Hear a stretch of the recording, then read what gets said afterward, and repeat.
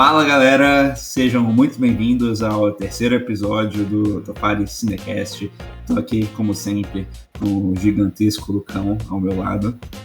E aí pessoal, tudo bom?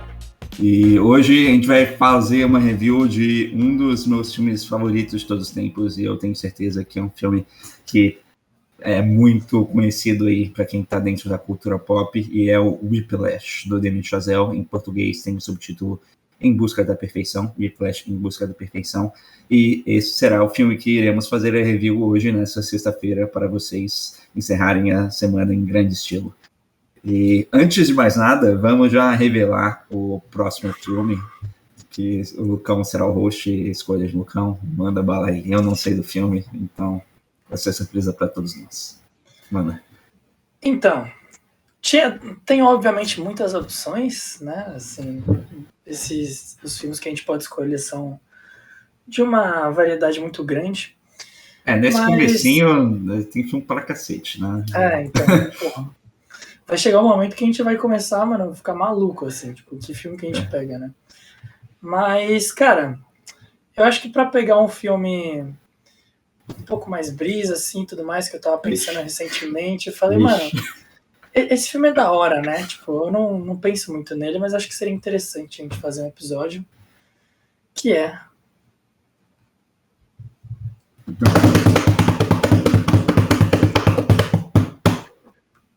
Ilha do Medo. Não! Da hora.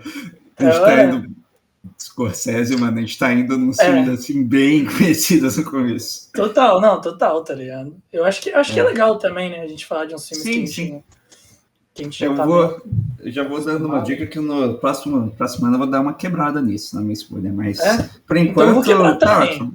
Não, já escolheu. Não, no próximo, esse daí já tá fechado. Não, o importante é o filme ser bom. Esse que é importante, porque aí todo mundo aqui descobre, mas Ilha do Medo eu já vi, muito bom, então é uma ótima escolha aí. Então, semana que vem, se preparem aí, se planejem para verem Ilha do Medo, dirigido por Martin Scorsese, estrelando Leonardo DiCaprio, Mark Ruffalo e muitos outros, que será o próximo filme que iremos fazer review no episódio 4 do Topari Cinecast. Então, sem mais delongas, vamos começar aqui, então, a review do Whiplash, que é um filme que tenho certeza que vai dar uma discussão muito boa.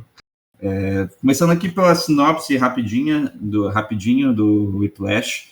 Whiplash, com subtítulo em português de novo, Whiplash Em Busca da Perfeição. O solitário Andrew, interpretado pelo Miles Teller, é um jovem baterista que sonha em ser o melhor de sua geração e marcar seu nome na música americana, como fez Buddy Rich, seu maior ídolo da bateria. Após chamar a atenção do reverenciado e impiedoso mestre do jazz Terence Fletcher, interpretado por J.K. Simmons, Andrew entra para a orquestra principal do Conservatório Sheffer, a melhor escola de música de todos dos Estados Unidos. Entretanto, a convivência com o abusivo maestro para Andrew transformar seu sonho em obsessão, fazendo de tudo para chegar a um novo nível como músico, mesmo que coloque em risco seus relacionamentos com sua namorada e sua saúde física e mental.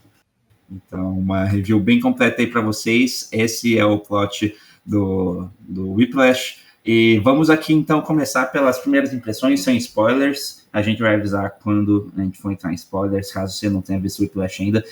Porém, a gente lembra, se você deu clique nesse episódio, dê clique já tendo visto esse filme, porque a experiência vai ser muito melhor e a gente só consegue abordar muito pouco, sem dar spoiler, porque o intuito é a gente fazer uma análise mais aprofundada de todos os filmes que a gente estiver analisando aqui. Então, primeiras impressões, Lucão, o que você achou do filme? Manda aí. Mano, não gostei do filme, tô brincando. Porra, cara, eu achei um filme sensacional, assim. Eu sou suspeito para falar, mas eu gosto muito de filmes que trabalham com essa temática da música, né? Então, tipo, eu acho que o Whiplash, ele traz ali uma trilha sonora sensacional pra gente, né? Todas as músicas que a gente escuta, assim, a escolha ali do Damien Chazelle e da equipe dele, né? Eu achei incríveis. E eles abordam um tema, né, sobre a sociedade em busca da perfeição, né, que isso está no nome do filme. de uma forma que eu acho incrível, porque ele não dá respostas pra gente, né? Ele não fala que a sociedade deveria ser assim, mas ele também não fala que... eu sinto que eu não consigo muito ver uma opinião dele ali também no meio, sabe?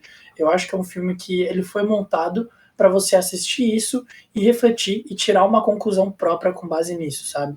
Então eu acho que para esse propósito, esse filme, ele cumpre isso quase que perfeitamente, sabe? E é um filme sensacional, né? Eu não vou Sim. entrar mais a fundo para não ficar nos spoilers aqui, mas é isso. E eu concordo com você, Lucão. Para mim, esse é um dos melhores filmes que eu já vi na minha vida, facilmente, assim, em questão de qualidade e em quão bem ele consegue atingir os objetivos dele. Esse realmente é uma obra-prima e também é um dos poucos filmes que você realmente fica embasbacado com a direção, né? De quão boa a direção e, tipo, como tem uma direção, uma assinatura na direção que é tão única em questão realmente ao ritmo e à musicalidade, realmente como que o diretor incorpora essa musicalidade no estilo de direção dele. E foi basicamente, praticamente, né, o primeiro filme que ele fez. Ele já tinha feito um filme antes que foi como TCC para Harvard, né, uma boca de inicial, cara, fez TCC na Harvard, mas ele teve esse TCC na Harvard, mas o primeiro filme que ele fez mesmo foi lançado nos cinemas e tudo mais, foi o Whiplash. Então eu considero esse o debut dele, né? E para mim é muito incrível como no primeiro filme, basicamente no primeiro filme dele, ele conseguiu, na minha opinião, fazer um dos melhores filmes de todos os tempos. E eu também não vou entrar muito mais a fundo, as minhas primeiras impressões é que esse filme é um dos melhores de todos os tempos. Então, entendemos isso já, Thiago, tô falando.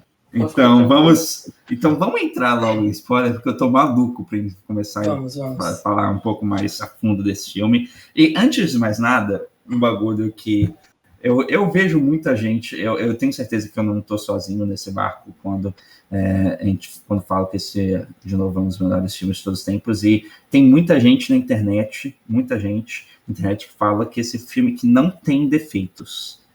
E agora eu queria jogar para você, Lucão. Você consegue apontar algum defeito? Vamos começar pelos pontos negativos antes, porque eu acho muito difícil de achar algum ponto negativo e eu queria ver se você consegue achar algum ponto negativo.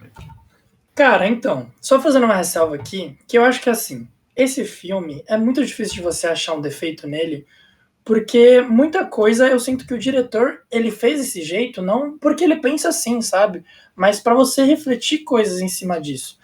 Então, por exemplo, eu já vi muitas críticas que falam que, por exemplo, esse filme, ele, tipo, meio que passa uma mensagem de que você só vai conseguir ser o maioral, o cara mais pique e tudo mais, se você tiver nessa relação de aprendizado tóxica, né? Que o Fletcher aborda no filme inteiro e tudo mais.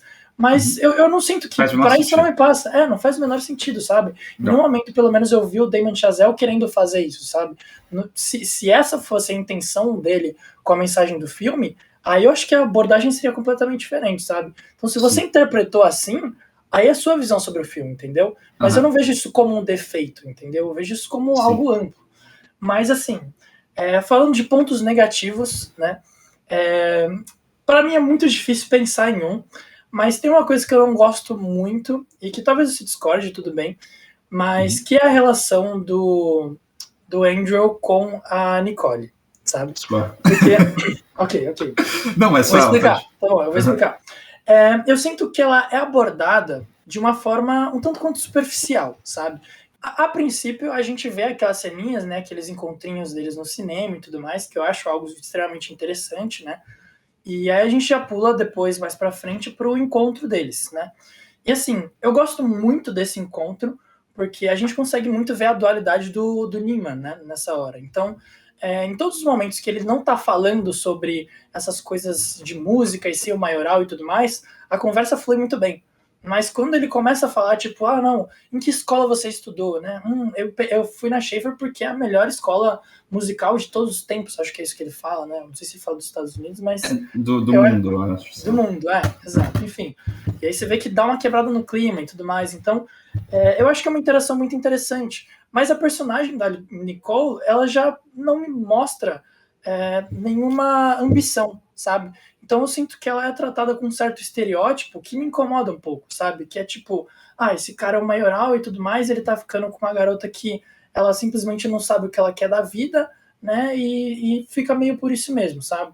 E aí a gente vê o decorrer da narrativa, a gente vê essa evolução do Andrew e tudo mais, mas a gente não vê a evolução desse relacionamento, sabe? Então eu, pelo menos, não consegui sentir uma empatia, sentir dó, tipo, dos dois, assim, no momento que eles terminam, porque para mim foi uma coisa que foi tratada de forma muito superficial, sabe? Tipo, aquela era realmente a namorada dele, tipo, a gente só viu um encontro deles e, tipo, a química dos dois eu achei que funcionou muito bem, mas isso não foi aprofundado e tudo mais, e eu sinto que, tipo, essa superficialidade desse relacionamento foi um pouco prejudicial para mostrar as consequências de toda essa situação dele com o Fletcher, entendeu? Então, tipo, na minha perspectiva, isso é um certo ponto negativo, mas, assim, é algo muito pequeno para esse filme inteiro, entendeu? Eu discordo, agora, eu tinha planejado de falar isso mais pra frente, mas já vou falar aqui. Eu discordo porque eu vejo a personagem da namorada, né? Eu esqueci o nome dela. Nicole. Eu vejo a personagem da Nicole como muito mais, servindo muito mais um propósito narrativo pro personagem do Andrew do que realmente sendo uma personagem por si só. Então, por isso que eu discordo, porque eu acho que ela tá lá para mostrar a batalha interna do Andrew, até porque realmente você não vê o desenvolvimento da relação. Você tem, tipo, 3 cenas com ela, tipo, no máximo. E, tipo, para mim, o intuito dela foi sempre mostrar, tipo, como que ele tá, assim, as decisões que ele tá fazendo em relação à vida dele, como ele tá cada vez mais, tipo, indo mais para a direção do Fletcher, assim, de realmente ficar nessa obsessão para ser o melhor e atingir o sucesso. E do outro lado tem a Nicole, que está puxando ele para um lado mais humano de realmente viver a vida, apreciar a vida e buscar felicidade. Então, eu vejo ela muito mais com esse propósito narrativo do que realmente com um personagem. E aí, para mim, funciona muito. Então, por isso que eu gosto. Mas, de novo, se você for analisar como uma personagem, realmente é fraco e bem clichê, mas para mim não é apenas personagem, vai além disso. Então, sim, não, eu concordo. Eu não acho que ela precise ter uma complexidade muito grande, sabe? Mas eu sinto que ela precisava ser tratada, tipo, como uma pessoa, sabe? A gente precisa olhar para ela e falar, tipo, caralho, cara, eu queria que você ficasse com essa garota, sabe? Essa garota é muito legal e tudo mais. E esse negócio que você falou de, tipo, ter um lado, essa relação dele com a namorada e do outro, todos os ensinamentos que o Fletcher tá dando, eu sinto que era para ser meio que uma dualidade, mas ela não funciona muito bem porque esse relacionamento não tem um peso muito grande, sabe? Pelo menos eu não senti um peso muito grande em cima dele, sabe? Just. Então eu gostaria de ter visto mais disso, sabe? Mas, enfim, é o único ponto negativo, né, na minha perspectiva, que eu consigo pensar. Né? Então, não sei se você ia comentar alguma coisa e tudo mais. Não, eu vejo o seu ponto. Realmente, eu acho que serviu o propósito dela bem. Eu acho que talvez se tivesse mais cenas, talvez desse uma quebrada em todo o ritmo do filme, que é um ritmo muito bom. Então, acho que talvez seja por isso que ele tenha optado pelo Damien Chazelle por botar menos cenas com elas. Mas eu entendo e é um ponto válido. Então, agora vamos entrar no tema central. Vamos abordar um pouco o tema central, que é a minha visão, que é o tema central desse filme, que o subtítulo, do filme em português é Em Busca da Perfeição, mas para mim esse filme é muito mais sobre obsessão do que realmente a perfeição, é uma obsessão para você suceder. Eu não vejo o Andrew como tentando ser perfeito, eu não gosto dessa palavra perfeição, eu vejo ele muito mais tentando ser um cara fora da curva e deixando a marca dele, sendo sucedido, basicamente. Então, eu queria te perguntar sobre essa interpretação de como viver a vida. Então, a gente tem vários jeitos de viver a vida, e a gente vê o Neiman, o Andrew, né, porque na verdade o nome dele não é Neiman, é Neiman apelido que o Fletcher deu, mas eu queria perguntar, o que você acha desse jeito que o Andrew começa a viver a vida em relação à obsessão e buscar o sucesso? Porque ele baseia toda a vida dele nessa obsessão, enquanto ele está lá no Studio Band, né? Então, o que você acha desse estilo de vida? Cara, mano, eu acho que é algo muito interessante da gente ver na tela, né? Inclusive, eu acho que o Damien Chazelle fez isso de uma forma sensacional, assim. Mas eu sinto muito que isso é algo que foi provocado pelo ambiente que ele estava cercado, sabe? Então, assim, é por isso que eu acho muito importante a relação dele com a família dele para esse filme, sabe? Mesmo que tenham poucas cenas e tudo mais, isso eu acho que é mais do que o suficiente, sabe? Isso eu acho que é o que a gente precisava, mas eu acho que esse personagem ele precisava ter isso, porque se você pegar, né, tipo, todas as motivações desse personagem e tudo mais, ele não tem muitas coisas para se basear, sabe? Ele não tem, tipo, alguém do lado dele para falar, mano, faz o que você quiser, tá ligado? Tipo, vive a vida, assim, e tal. Ele não tem muito isso. Então, quais são os ideais dele? O que ele vai buscar, sabe? E nessa relação dele com a família dele e tudo mais, ele vê que os tios lá dele e tudo mais, essa família inteira, eles valorizam muito o irmão ali dele, né? Que é um cara pica em futebol. Primo, acho que é primo, acho que é primo. Né? Ele joga futebol? Futebol americano. Futebol americano, perfeito. E ele joga futebol e, assim, ele nem é um mais foda, né? Acho que ele falou que ele tava, tipo, na terceira divisão, mas eles valorizam muito ele para isso, sabe? Então, eu sinto que já parte daí, sabe? Isso é algo que já parte daí. E aí a gente vê que isso se intensifica muito mais com o Fletcher e tudo mais, e a gente percebe que ele tenta, mais para a segunda metade do filme, ele tenta seguir outro caminho, sabe? Ele tenta seguir outro rumo, e por um certo momento isso funciona, né? Por um certo momento a vida dele fica boa, mas ele percebe que a vida dele tava vazia, sabe? Porque ele não consegue viver assim, sabe? Ele simplesmente foi colocado numa situação em que, se ele não buscar o sucesso acima de tudo, ele vai ser medíocre, né? Na visão de todo mundo que tá em volta dele, ele vai ser medíocre e ele vai ter que ir atrás disso, sabe? Então, tipo, cara, eu acho isso extremamente interessante, mas eu acho importante também a gente pensar que isso só acontece por causa do meio que ele tá, sabe? Então, por exemplo, algo que pessoal meu, assim, né? Eu recentemente comecei a fazer um esporte, né? Irrelevante qual é, mas e aí tinha um treinador que tava lá, e o treinador, ele era um pouquinho agressivo, sabe? Ele tratava com uma agressividade, assim, e tudo mais, mas muita gente meio que sentia que isso era um personagem, e muita gente simplesmente não ligava, porque a opinião desse treinador para essas pessoas não era nem um pouco relevante, sabe? Elas estavam ali para fazer o treininho delas e, tipo, se elas são melhor ou não, que se dane, entendeu? Mas, tipo, Sim. o Nina não tem essa opção, sabe? Tipo, ele não tem essa opção de não ser o melhor. Todo mundo joga isso na cara dele, né? E, tipo, tem muitas pessoas que são assim, sabe? Muitas pessoas que vivem rodeado dessas mensagens e nessas imagens idealizadas de que você, pô, tem que ser o pica e que você se esforça muito, você vai conseguir, ou você vai ser um fracassado. E, tipo, eu sinto muito que ele tá nisso, sabe?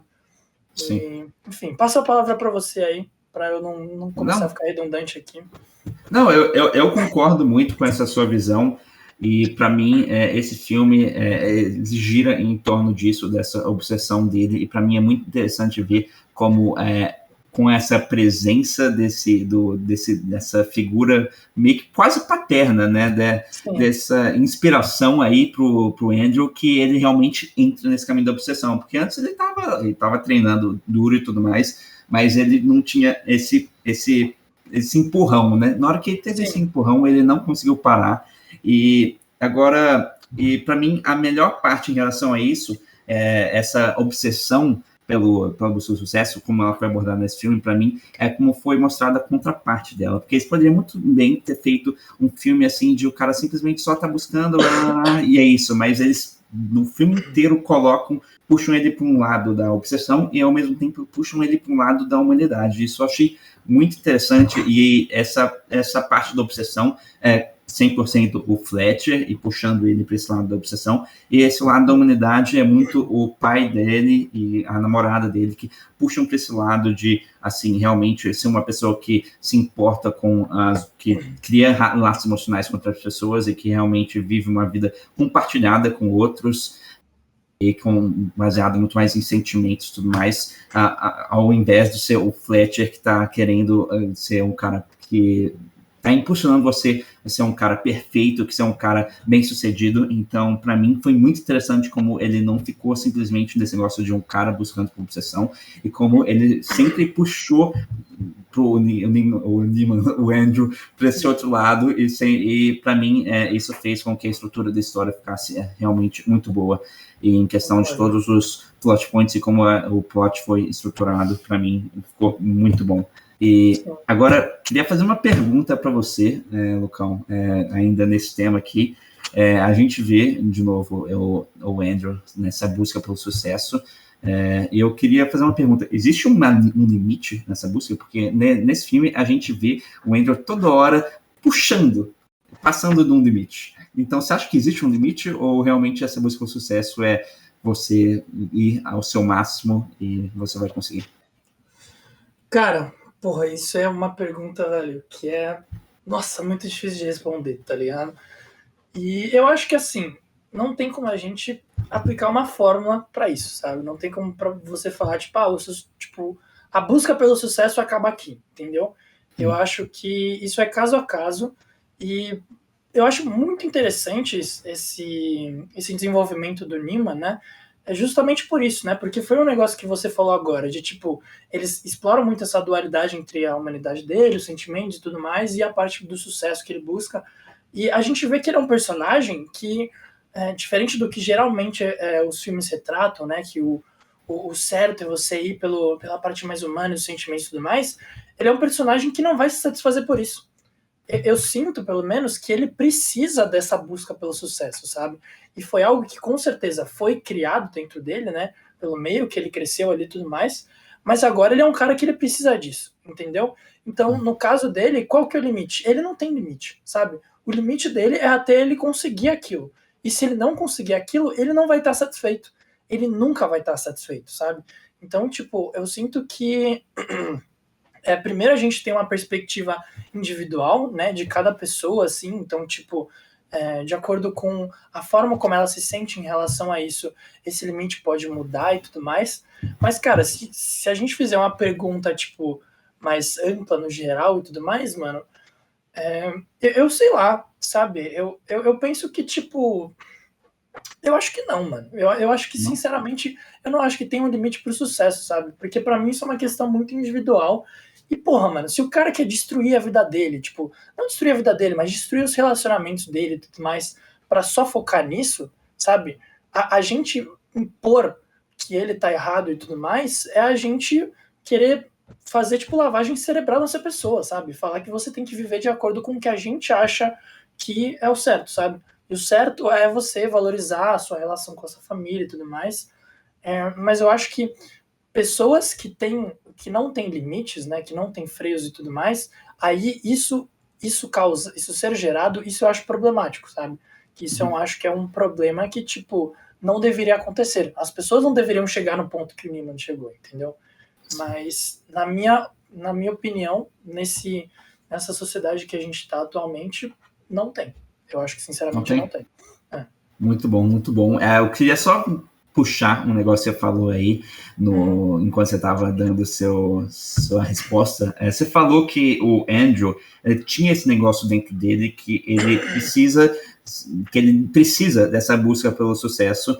E eu queria te perguntar, você acha que sem uma figura do Fletcher, ele conseguiria eventualmente chegar a esse nível que ele está? Ou você acha que realmente é a presença do Fletcher é essencial para onde ele chegar onde ele está? Ou você acha que ele sempre teve esse negócio dentro dele que, independente de quem fosse o professor dele, é um lugar que ele chegaria? Porque você olha para ver, tem muitos alunos no Studio Bands, né? No negócio. Sim. Ele é o único que vai para aquele ponto.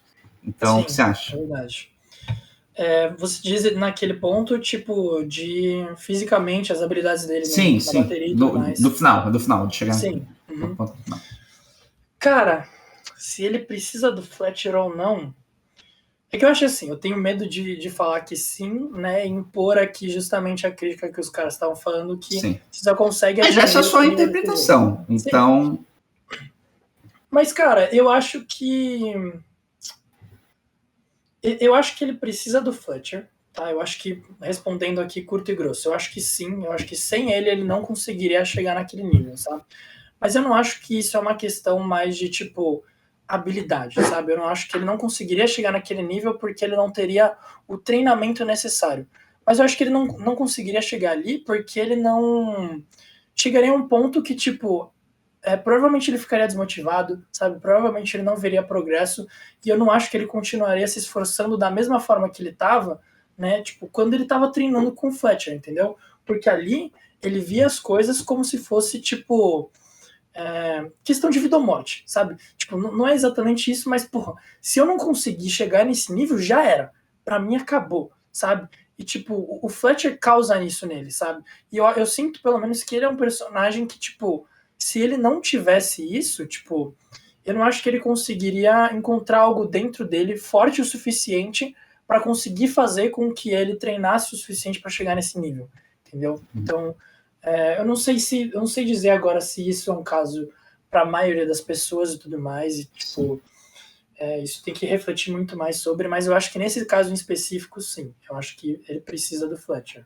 Sim, inclusive, isso é o que eu ia perguntar de novo. Você acha que todo mundo precisa de um Fletcher na vida dele para jogar sucesso? Porque, cara, eu sinceramente, eu acho que todo mundo tem, assim, tem o caminho deles, mas assim, Sim. você vê que o Andrew, a minha opinião é que o Andrew, por mais que sempre teve essa habilidade dentro dele, ele precisava dessa figura do Fletcher para realmente chegar no outro nível. Então, você acha que todo mundo precisa de um Fletcher?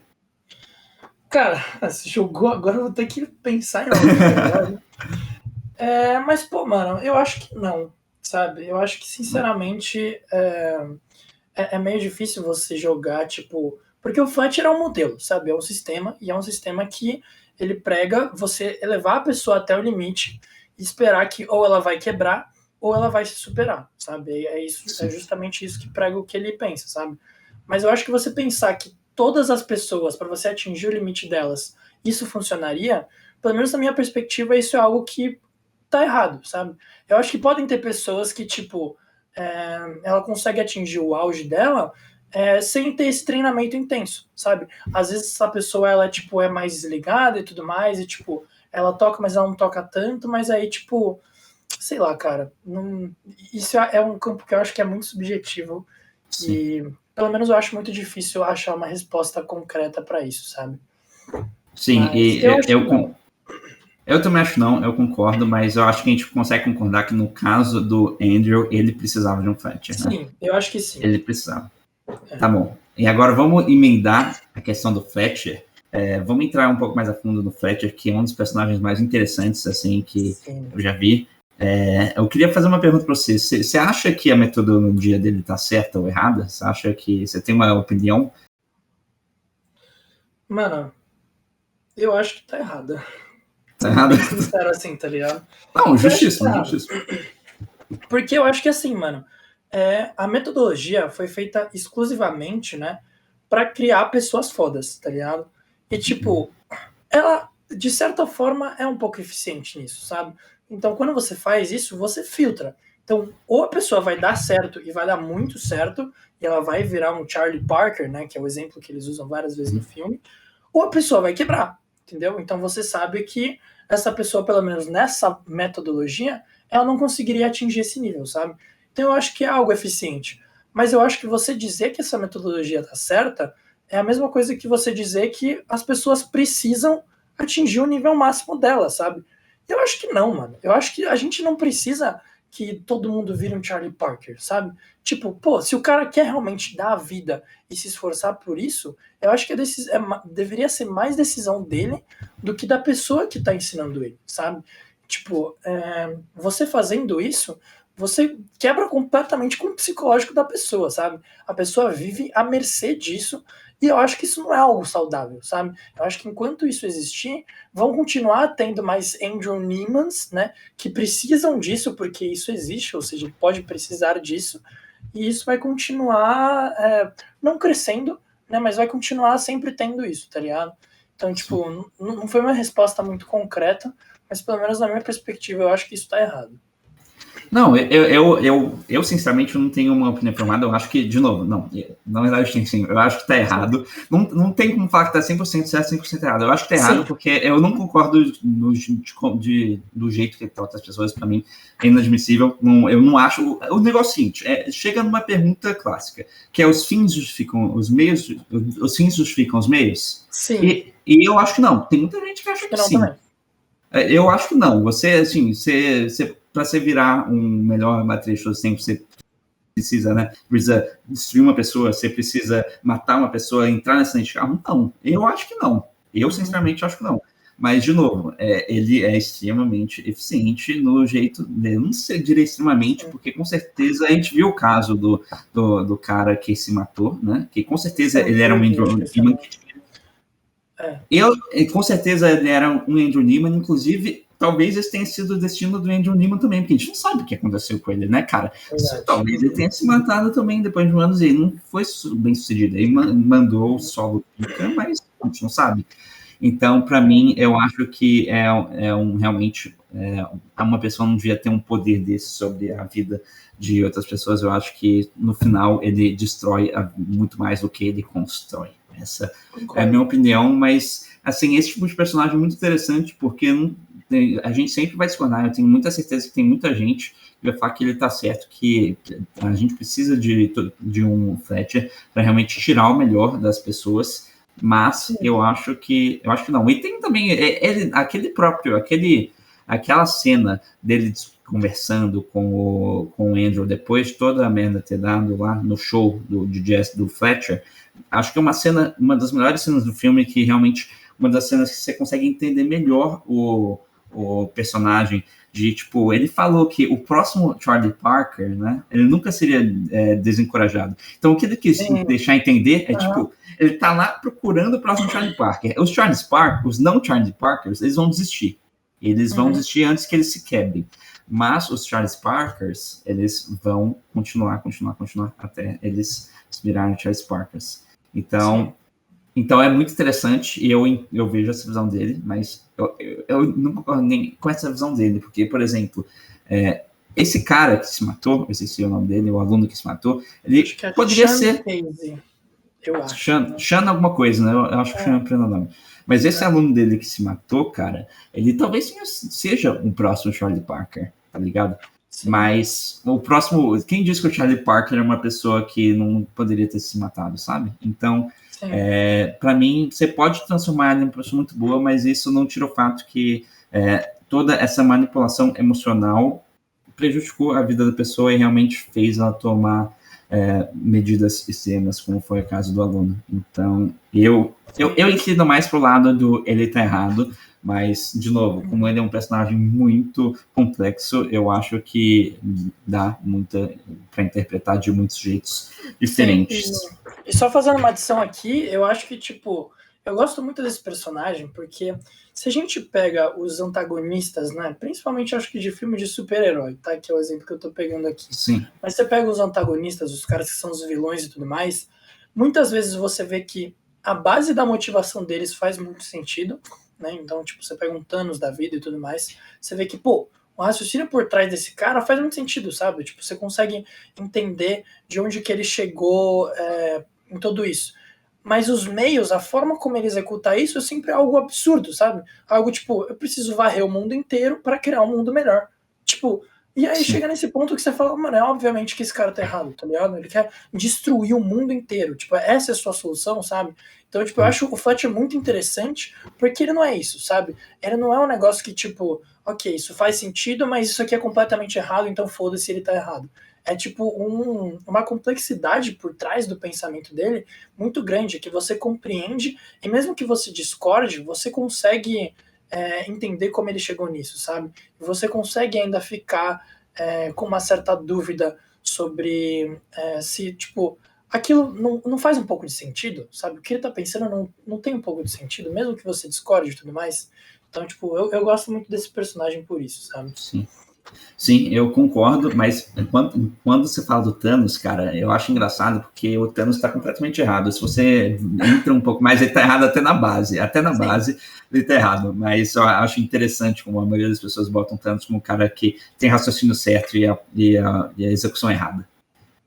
Mas não vou entrar mais a fundo nisso, porque o assunto não é Thanos. Mas eu queria perguntar um pouco mais sobre o Fletcher, cara, porque o Fletcher, muitas vezes, eu acho que, pelo fato da gente estar vendo sobre o filme na perspectiva do Andrew, muitas vezes a gente não consegue ver a humanidade do Fletcher. É claro que tem um momento ou outro que dá, mas você acha que essa humanidade do Fletcher é aparente durante grande parte do filme, ou você acha que é realmente algo que ele parece muito mais uma máquina do que um humano? Mano, pra mim, o Fletcher é 100% máquina. Tipo... 100%? Pra mim, tipo, talvez ele tenha demonstrado emoções. Eu acho que o momento que ele talvez tenha demonstrado foi naquela hora que ele recebeu a ligação e foi pra sala dele triste, porque esse pra mim é o único momento que eu sinto que ele quebra com a linha padrão dele, né? Tipo, esse personagem que ele cria, eu sinto que esse é o único momento que é meio incoerente, sabe, com as ações que ele estava fazendo. Então, tipo, talvez ali ele tenha mostrado um pouco de humanidade. Mas eu sinto que isso foi um negócio que eu percebi mais quando eu, tipo, não só quando eu revi, né, porque eu revi esse filme e depois dei uma passadinha por cima. Quando eu dei uma passada por cima dos takes, das cenas, eu percebi que, cara, tudo que ele faz é muito planejado, sabe? Ele planeja tudo milimetricamente. Então, tipo, aquela vez que ele chegou ali no comecinho do filme, que ele chegou na sala que o Newman tava tocando, e ele pegou e instigou ele, depois foi embora, deixando ele com essa vontade, com essa esperança de que ele ia conseguir talvez entrar e tudo mais. Aí depois ele vai embora e deixa meio sem resposta, tipo... Aí depois ele chega lá na sala e chama um baterista, depois chama ele, assim... E ele vai tocar, ele chama ele mais cedo. Pra mim, é tudo muito planejadinho, sabe? Então eu sinto que, tipo, ele meio que aprendeu como ser esse cara que executa esse método, sabe? E ele tá o tempo todo demonstrando isso. Então talvez ele tenha humanidade, sim, tá? Não tô falando que o personagem em si não tem humanidade, mas eu sinto que, tipo, 99% do que é mostrado dele no filme é um personagem, sabe? É algo que ele tá, tipo, criando para conseguir executar esse método da melhor forma possível. Entendeu? Sim, concordo 100%. Para mim, a partir do momento que ele pisa na sala de aula, cara, ele vira um personagem e realmente uma máquina, e tem alguns momentos que você vê a humanidade dele de novo. Eu acho que, igual você falou, a cena da ligação é um momento que quebra esse personagem, porque os métodos dele são afrontados, tá ligado? Porque o fato do aluno ter se matado é realmente uma crise nos métodos de ensino dele, e ele quebra. Talvez ele também, a humanidade dele é chamada um pouco para se importar com essa pessoa que morreu, né? Porque você pega o Fletcher, que é o personagem, não se importa com as emoções de ninguém. Mas a partir do momento que chega a um ponto tão extremo da pessoa ter morrido por causa dele, realmente dá uma balada e esse lado humano dele sai mais. E outra cena também que a gente vê muito da humanidade dele, eu acho que é a cena que ele está conversando com o Andrew lá depois do show dele de jazz. Inclusive, eu acho que nessa cena ele sorri, cara. Acho que a única vez que ele sorri no filme inteiro... não, se bem que não. É na última cena que ele sorri, esquece.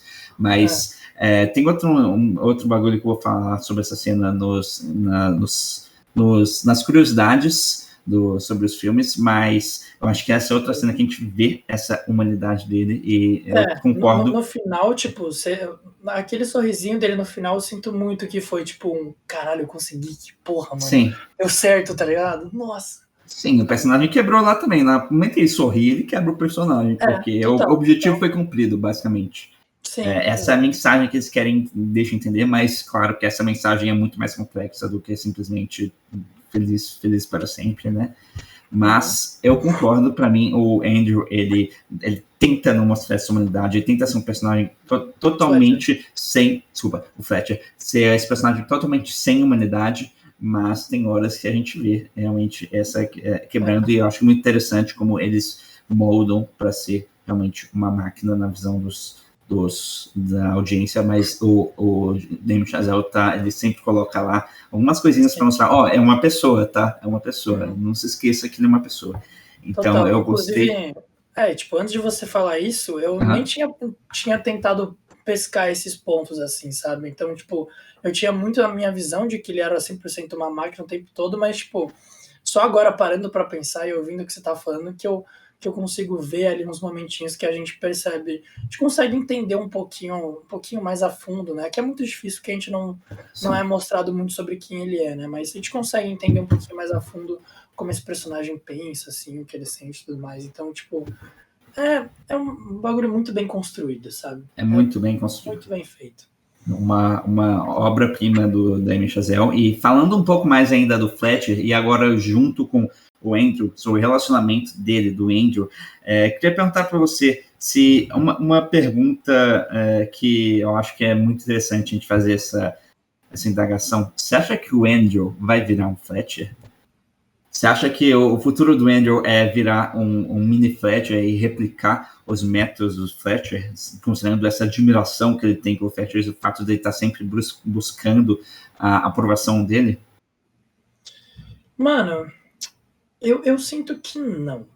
Eu acho que não. Porque assim, eu vejo pelo menos o Neiman como um personagem que tem, tipo, vontades diferentes, sabe? Isso, não que isso não possa mudar com o passar do tempo, mas assim, pensando na coerência do personagem, ele é o cara que tá em busca do sucesso, sabe? Ele é o cara que tá em busca de ser fora da curva e tudo mais, e tipo, isso é uma coisa inclusive interessante, né? Não sei se você ia voltar nesse ponto, mas tipo, o que ele vai fazer depois que acabou o filme, sabe? Tipo, ele chegou onde ele queria, né? Então, tipo, o que ele vai fazer? Eu sinto que eu não acho que ele vai pensar, tipo, tá, consegui chegar aqui, agora eu vou procurar outro maluco que vai ser um próximo Charlie Parker ou o próximo eu, entendeu? Tipo, eu não sinto Sim. que esse personagem faria isso. Eu acho que, tipo, ou ele entraria em crise, né? Ou ele, tipo, continuaria isso e tudo mais, mas ele perceberia que, cara, ele tá sendo uma máquina, né? Ele abandonou as emoções dele em todo esse processo, então, tipo, ele obviamente não vai ficar bem mentalmente. Mas eu não acho que ele, tipo, tomaria o caminho do Fletcher, sabe? Eu sinto que para um personagem chegar nesse caminho e tudo mais, ele teria que ter uma trajetória um pouco diferente, sabe? Algo que é mais, tipo, como é que eu posso criar isso, sabe? Não como é que eu posso ser isso, entendeu? Uhum. Então, enfim, Sim, é o que eu penso. eu discordo dessa visão, porque eu vejo muito como um ciclo, cara. Eu vejo muito como um ciclo. E na minha visão, provavelmente o Fletcher teve um outro Fletcher na vida dele antes, que fez ele virar daquele jeito. E para mim, esse é um ciclo sem fim. Então, eu acho que o Andrew, mesmo que ele não vire um professor e tudo mais, eu acho que essa metodologia do Fletcher, esse estilo de vida que o Fletcher impõe de realmente da obsessão e de você agir como uma máquina e sempre buscar para extrair o máximo do potencial das pessoas, eu acho que essa é uma metodologia que vai acabar indo para ele, para o Andrew. Claro que muitas vezes ele pode ter essas dúvidas, mas igual o Fletcher tem, igual quando ele é confrontado com a morte do ex-aluno dele. Mas eu acho que o Andrew está fadado, depois que final, a virar um Fletcher, porque para mim é um ciclo sem fim sobre como que essas influências afetam a vida deles. Então, para mim, na minha Sim. opinião, ele Uhum. vai virar um Love Fletcher. Mas essa, de novo, essa beleza desse filme. Cada um tem a sua visão e o Damien Chazelle faz um trabalho muito bem de botar essas perguntas pro ar e você fazer o sentido dessas perguntas, você criar essa interpretação das perguntas. Então, tem muita coisa que ele Sim, deixa isso é aberto muito para foda, cara. interpretação. Então, eu acho isso muito bom. E para mim, esse tipo de filme que é o tipo de filme que eu me interesso, o filme que realmente deixa você criar a sua própria visão dele e não simplesmente joga tudo para você e Sim, faz nossa, você isso é incrível, tirar cara. por osmose, ganhar por Uhum. osmose tudo, pegar Total, tudo por mano. osmose. Né? Uhum. Só fazendo um Então, adendo aqui, eu sim, mantenho a minha opinião, mas eu certo. acho que você tocou num ponto que eu acho que faz muito sentido, que, tipo, com certeza esses ideais, eles vão só se intensificar na vida do Andrew, né? Então, tipo, Sim, a gente teve aquele momentinho que era a conversa dele com a Nicole, tipo, no comecinho do filme ali, o primeiro encontro dos dois, e ele, tipo, ele foi. E aí teve um momento que eu tinha comentado, né? Que ele falou, tipo, eu tô na Schaefer, a melhor escola do sim, mundo e tudo mais, né? Então eu sinto que, tipo, esse momentinho vai se intensificar e vai virar, tipo, é, a base de quem ele é com as outras pessoas, sabe? Então eu sinto que toda vez que ele for se relacionar com alguém, realmente ele vai, tipo, querer que essa pessoa também seja melhor assim como ele se tornou, né? Tipo, ele não vai aceitar pouca coisa, entendeu? Então, Sim. isso é uma coisa que eu concordo. Eu não tinha pensado muito nesse ponto. Acho que isso é bem interessante de se pensar.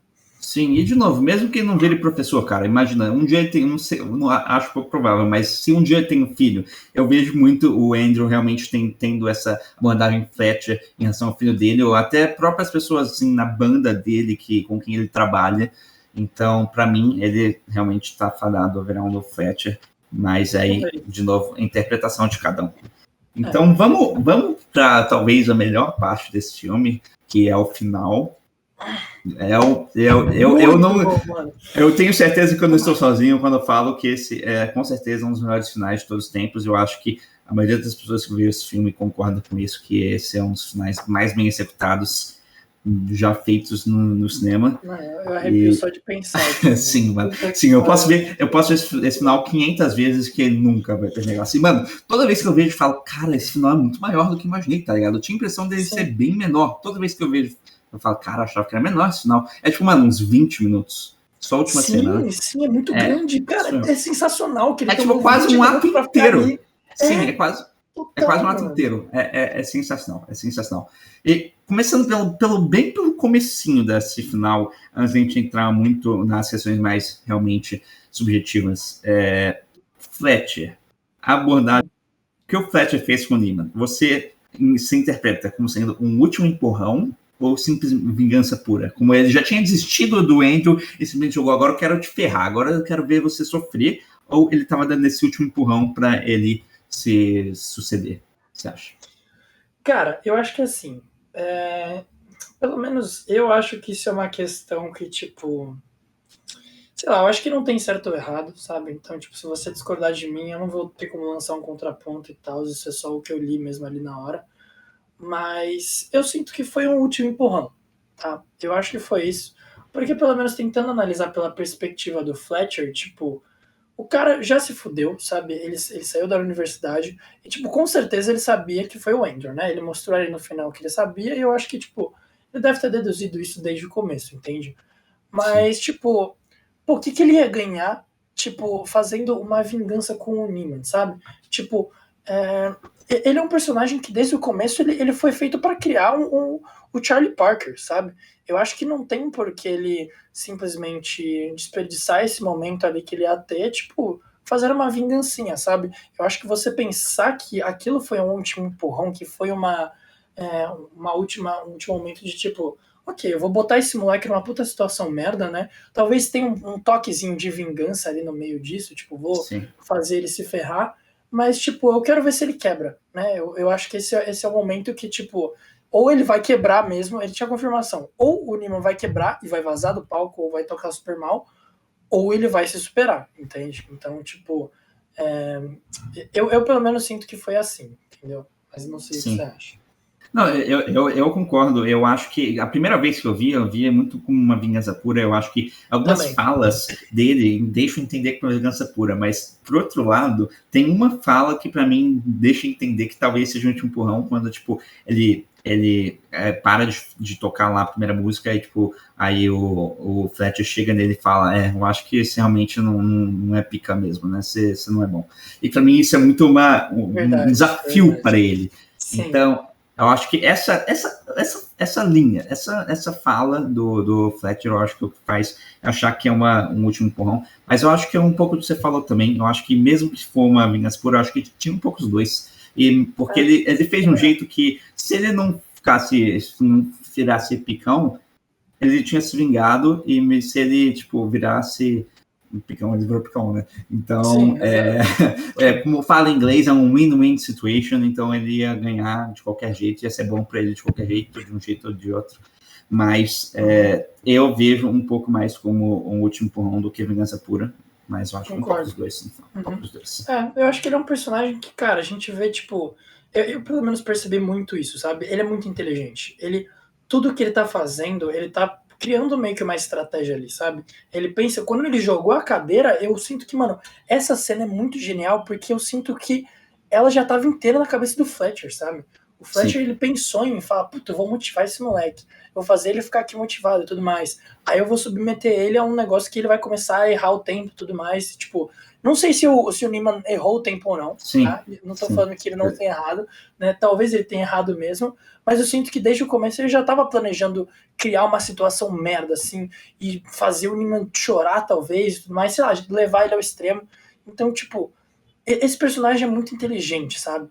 Então, tipo, eu acho muito plausível a gente pensar que ele, até o último segundo, ele tinha isso em mente, sabe? Ele tinha em mente aquilo ia ser um empurrão final. Mesmo que ele fizesse por vingança também, né? Ele tinha em mente que ali era a última chance dele de talvez despertar, né, essa habilidade do Angel, sabe? Sim.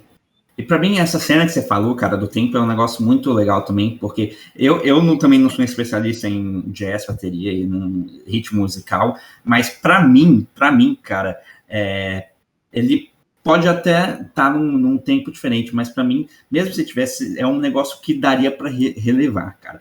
Daria pra relevar. Ele poderia, às vezes, corrigir uma vez e depois releva. E, tipo, pra mim, claramente, ele fez aquilo com o intuito de... o grande plano maquiavélico dele de manipulação emocional. Então, para mim, eu vejo isso como parte do plano dele, do que realmente ele estava fora do tempo. Porque mesmo se ele estivesse fora do tempo, é um negócio quase imperceptível, cara. Quase imperceptível. E ele não precisava chegar tão longe assim. Então, essa é a minha visão, né? E voltando para o final, essa é uma pergunta que é algo que eu gosto muito de falar quando eu estou falando desse filme, porque quando a gente fala do final, a grande impressão é que é um final feliz. O Andrew conseguiu atingir o objetivo dele e ele se vira o sol fora. E tem aquele momento que os dois sorriem, que é muito claro, tipo, tudo deu certo, tá ligado? Mas é um final feliz? Você acha que é um final feliz mesmo? Ou você vê como de um jeito diferente? Mano, caralho, cara, isso é tipo... eu acho que é uma das perguntas mais difíceis que você me fez hoje, tipo... Porque eu sinto que, assim, pro Fletcher e pro Neiman foi um final feliz, sabe? Tipo, os dois conseguiram o que eles queriam ali e tudo mais, né? E mesmo que isso no pós, né, mais no futuro, acarrete em alguma coisa muito merda, aquele momento foi bom pra eles, sabe? Mas eu acho que essa questão do que esse final representa, mano... Cara, eu acho que foi sim. Eu acho que... Porra, essa é uma questão muito difícil de responder, sabe? Mas eu acho que foi, tipo, um final feliz, né, entre aspas. Não acho que foi feliz, mas eu acho que foi um momento que, assim, ele conseguiu chegar lá, sabe? Tipo, então a gente viu o filme inteiro que ele tava abandonando a humanidade dele, né? Ele tava tendo essa obsessão pelo sucesso e tinha algumas coisas que poderiam acontecer. Então poderia ser que ele não conseguisse isso e ele voltaria para casa dele. Mas conhecendo o personagem, a gente sabe que se ele voltasse para casa e não tivesse tido aquele momento, ele ia viver o resto da vida dele inteiro na merda, sabe? Então, tipo, isso para mim seria um final triste, sabe? E se ele não vivesse o resto da vida dele inteiro na merda e falasse, ah não, agora eu posso aproveitar com as pessoas e tudo mais, eu acho que isso ia ser completamente incoerente com a história, sabe? Eu acho que esse final não é uma possibilidade para esse personagem. Eu acho que em nenhum momento ele ia conseguir se satisfazer se não fosse por aquilo, sabe? Então, tipo, a gente tem isso por esse lado, ou a gente tem o lado dele conseguir o que ele quer, sabe? Então, tipo, ali, apesar de tudo isso, né, apesar de todas as merdas que ele passou, ele pelo menos conseguiu chegar ali, né? E tem pessoas que passariam por exatamente tudo isso e não conseguiriam, né? Que talvez tenha sido o caso daquele aluno do Fletcher. Eu não sei se o cara ele chegou num nível muito foda, né? Mas assim, ele se matou no final, né? Então, tipo, para ele no final as coisas deram meio errado, né? Não que isso não vá acontecer com o Angel no futuro, mas assim, eu sinto que, tipo, foi um final que ele deu um certo... Pelo menos eu me sinto bem vendo esse final, sabe? Eu me sinto tipo, caralho, que da hora que ele conseguiu isso, sabe? Mesmo que isso represente algo muito pior, pelo menos na minha perspectiva é um final que, tipo, eu senti que as coisas deram certo, sabe? Sim. Entende? Eu entendo, eu discordo, não vou começar a entrar mais a fundo, mas claramente o Damien Chazelle faz esse final para quem não pensa mais a fundo, o cara que vai ver esse filme desligar e falar, é um final feliz, né? Porque pelo simples fato dos personagens terem atingido o objetivo deles inicial. Então, o objetivo do Miles Teller sempre foi virar um cara foda, e o objetivo do Fletcher sempre foi fazer o Miles Teller, que é o Andrew, né, virar um cara foda. E no final, é exatamente o que acontece. O Andrew vira um cara foda. Então, assim, ele claramente faz de um jeito para parecer um final feliz, mas eu acho que quando consegue ser interpretado de outro jeito, o ponto que dá para ser interpretado de outro jeito é o pós. Eu acho que isso que é muito interessante, porque ele virou foda, mas, tipo, e aí, tá ligado? Ele deu um solo foda, mas e aí, saca? Tem vários indícios no filme de, tipo, o cara ter morrido ou se matado antes que indica, tipo, esse talvez possa ser o destino do Andrew, tá ligado? Tipo, o Andrew fala lá também no jantar de família que ele prefere virar foda e morrer, tipo, com overdose aos 30 anos do que, tipo, viver uma vida chata aí morrer velho. E, tipo, talvez tenha sido isso que aconteceu também. Às vezes ele morreu de overdose com 30 anos.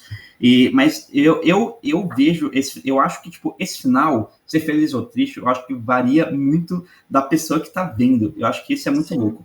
Tipo, claro que todo mundo para ter esse final, para tipo, ter essa visão, tem que ter uma interpretação mais profunda e tem que realmente, tipo, pensar nisso, sabe? Porque quando você sai do filme, é um final feliz. Mas se você pensa isso mesmo, tipo, cara, depende muito da pessoa. Eu acho que isso é muito interessante, porque do jeito que a sua filosofia de vida, do jeito que você vive sua vida, vai, tipo, interferir em se você acha um final triste ou feliz. Então, se você é um mini Andrew, um mini Fletcher, e você tá nesse papel, tipo, mano, eu acho que você fazer sua marca é mais importante que tudo, cara, esse é um final muito feliz. Mas se você é uma pessoa que fala, mano, a gente tá aqui pra aproveitar a vida e tudo mais, eu vejo esse como um final mais triste, né? Então, acho que esse é muito interessante. Acho que isso é muito interessante, porque eu sou mais pro lado do triste, porque eu não vejo isso como um final muito feliz que... Tá bom, vamos ser realistas. Ele deu esse solo foda. O que aconteceu na vida dele depois, saca? Vamos ver nessa perspectiva o que aconteceu na vida dele.